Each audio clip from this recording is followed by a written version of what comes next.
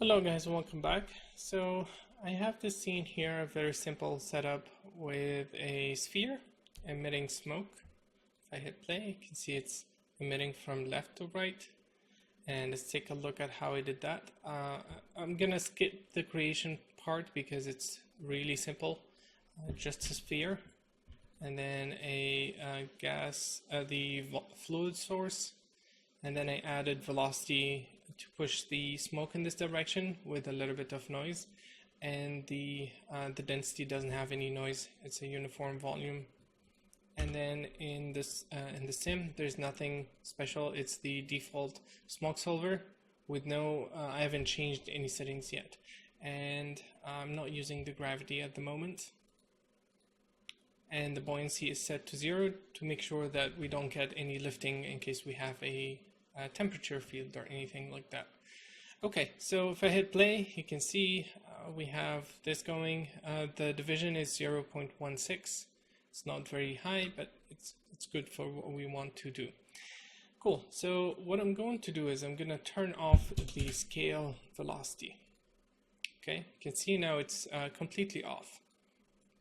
And I'm going to create a new field in DOPS to add new velocity. Okay, and when we work in SOPs, we need to initialize the fields. We need to create them using the VDB tools, and then once we have it, we can manipulate it using volume VOPs. Well, here it's a little bit different. We need to use different nodes to create fields, and then different nodes to manipulate them, and then new nodes to inject them back into the sim. And the injection of velocity, especially, or fields in general in DOPS, needs to happen using two different nodes, either the gas calculate or the gas linear combine, gas linear combination or something like that. And the reason for that is, for example, if you create a custom velocity, or let's say a temp velocity, and you have a volume VOP, or in this case it's called a gas field VOP, and you import the velocity and then you add your temp velocity. Every frame that happens, you're going to accumulate your own velocity over and over, and it will end up exploding in a couple of frames. So we don't want to be appending the velocity to itself every frame. And the gas calculate is what we need to use, what we can use to inject into any fields we want without having to accumulate the data over and over. Okay, so let's say I want to create a temp field, and I want it to be a vector field. Well, in this case, we need to tell it what field to match its type to. And in this case, we can use the velocity field to create this new temp. And to create a field in DOPS, we can use a gas match field. Now the name, it doesn't make a lot of sense, but this is what actually creates a field. I'm going to call this temp val. I'm going to create a new temp that I'm going to append to the non-existing temp. Now, even though this volume doesn't have any velocity in it, there is a temp field that gets created. And the reference field here is what's going to be used to identify the bounding box and where this field is going to live. And in this case, we're going to use the val as a reference field, and then for the rank, we're going to say same as reference, and that will use the vector because this type is vector, and we're going to take this on match sample as well. Cool. So let's see. Let's keep that to the default, and then we're going to connect this here. So I'm going to create a merge node because I know I'm going to be adding more nodes, and now we have our own our new temp field, but it's empty at the moment. Okay, and what I'm going to do is I want to do a test where I take the gradient of this and inject it into the velocity. And what the gradient is, it's basically the normals of this sphere here, which will be pointing outward, and I want to copy that and inject it as a velocity. So we'll see what's going to happen. Okay, so let's create a gas analysis, and actually the gradient does not exist by default in the sim. Okay, we need to compute that, and to do that, we're going to create a gas analysis. Okay, and then we're going to connect that, And the destination field, I'm going to store this result because this guy needs a target where it's going to put its own result. I'm going to tell it to store its result in temp field, and then the source is going to be the density. Okay, and I want to compute the gradient. Cool. Now we have the temp field, and we're connecting it. We're computing the gradient and storing it in there. Now we want that to store or inject the result into the velocity, and we're going to use a gas calculate for that.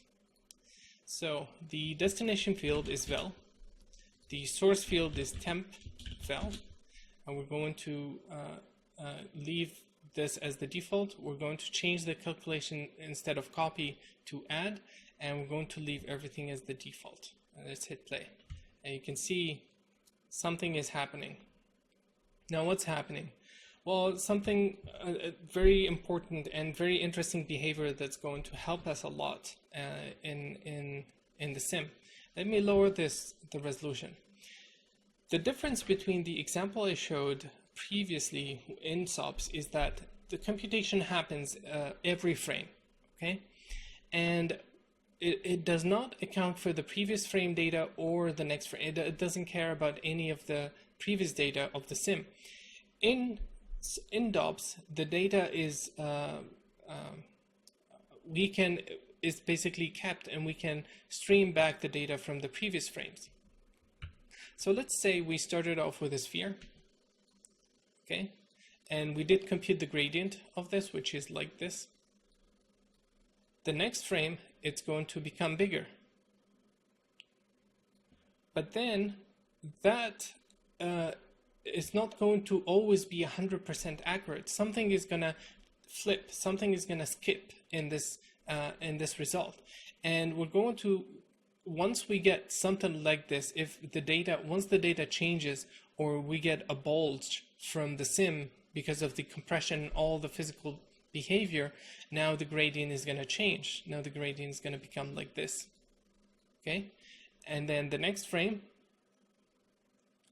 we're pushing through that gradient, so we're going to get something else. We're going to get a bigger detail, and this probably will also split, and then we're going to compute the gradient again, and this is a recursive process.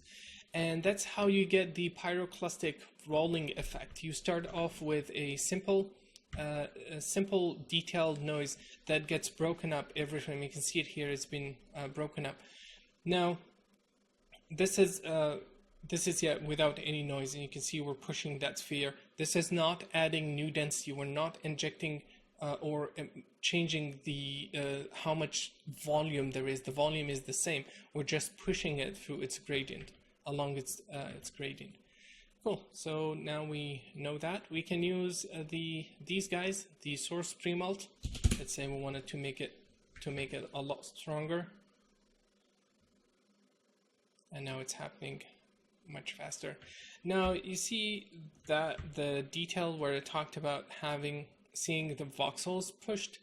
The easiest way to fix that is to actually blur the data by 1 or 2 voxels. I'm going to create a gas blur, which is basically it does a blur on any field we want, and I'm going to tell it to blur the temp field. Okay.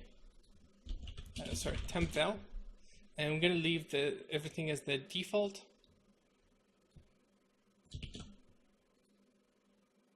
And you can see now it's changing because there is that blur. It's not affecting the voxels. It's not affecting the individual voxels, and this is giving us already something a lot more interesting. Now, obviously, the detail is not exactly what we want, but you can see with just a couple of nodes we've made. We were able to create this. Now, if you were to go and look for ways to create this actual effect, it's going to be really, really challenging. And the great thing about this is it's recursive. So as long as you keep it running, it's going to keep splitting itself. It's going to keep computing the gradient again and then again and again, and keep pushing the volume along that direction. Okay, now In the first video, or one of the first video, I showed that the resolution of the volume doesn't really matter. It matters, but having a medium resolution volume can allow us to get a lot of details, and manipulating the field, the velocity field, to get as much detail out of it as possible is the key to having detailed sims in general. Okay, so let's continue. Let me check one quick thing. Cool. So what I'm going to do is I'm going, instead of let's keep that.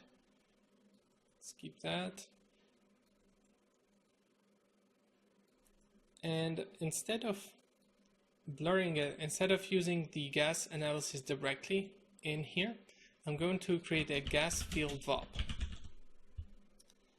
Gas field VOP. And let's connect that here.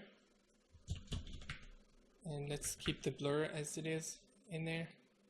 And actually, before I start messing, I want to do one more thing. Now, this field here is changing every frame, the temp val. And it's always a good practice to keep advect the field every frame. It's very important for a proper behavior of the sim.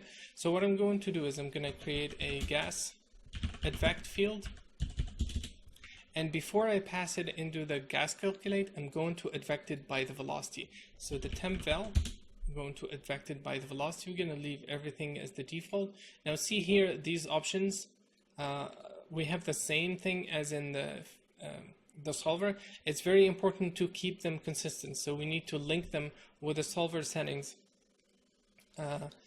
so that we get the proper behavior and not have discrepancy between the advection methods in the various gas advect fields. Now let's take a look at this, see what we get. The gas field VOP doesn't do anything yet.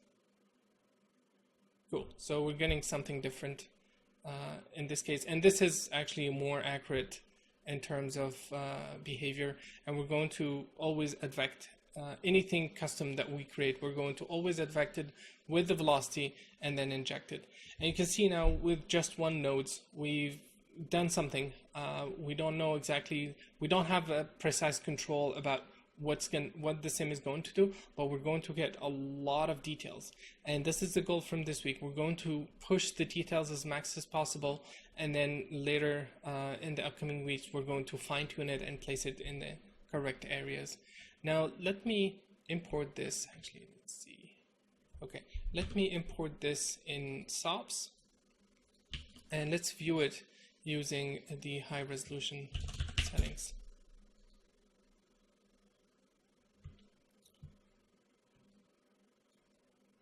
Cool, so you can see we're getting a lot of details. Let me make sure I have the correct settings. Here I'm going to change it to full HDR. And that should help. And then under the scene HDR rendering, that also helps. And with the black background, this will look much more detailed. Now, you can see here we're starting to get a lot of interesting details that are really tricky to get, and again, we haven't started yet manipulating this.